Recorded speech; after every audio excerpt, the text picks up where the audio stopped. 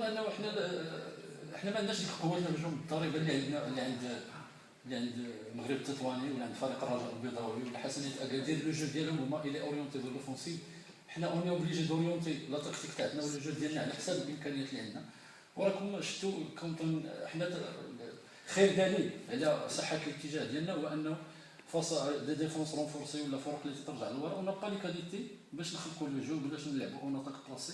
داكشي حنا تنعتمدوا يعني على واحد التنظيم دفاعي اللي هو محكم، واذا ما كناش نسجلوا راه ما تيتسجلش علينا، هذا هو لو بليز امبورطون. وكما تيبقى ان كل مباراه وكل دوره عندها حسابات ديالها. فلعبنا جوج المباريات خارج الميدان، فريق نادي القنيطري ما لازمش في الميدان ديالو، لعبنا ضد فريق الفتح اللي ماشي فريق سهل حتى هو ما لازمش في الميدان ديالو. لو فات انك في بعض الاحيان سي با تقدر تسجل ولكن تنهزم. تظن انه كل فرق تاخذ واحد الاتجاه تكتيكي على حسب الامكانيات اللي عندها والمعطيات اللي عندها.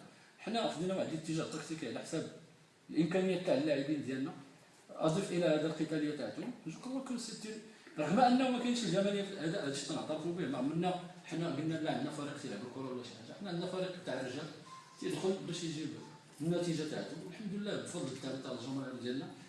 في مدينه مراكش داك البتي بلوس اللي تيخصنا على برا تحت من الجمهور، هادشي اللي تيمكننا اننا ننتزعوا. ولكن تنبقاو حنا فريق جد يعني فنيا تنبقاو فريق جد متوسط، ولكن تكتيكيا تنظن انه الحمد لله وقفنا ند مع فرق اخرى. وتظن انه من ناحيه العطاء والسخاء في الجهد، فتظن انه الى جيتو في هذه الناحيه نقدر نقول لك اننا يعني اللاعبين ديالنا من دون منافس هما الاولين في البطوله. ولكن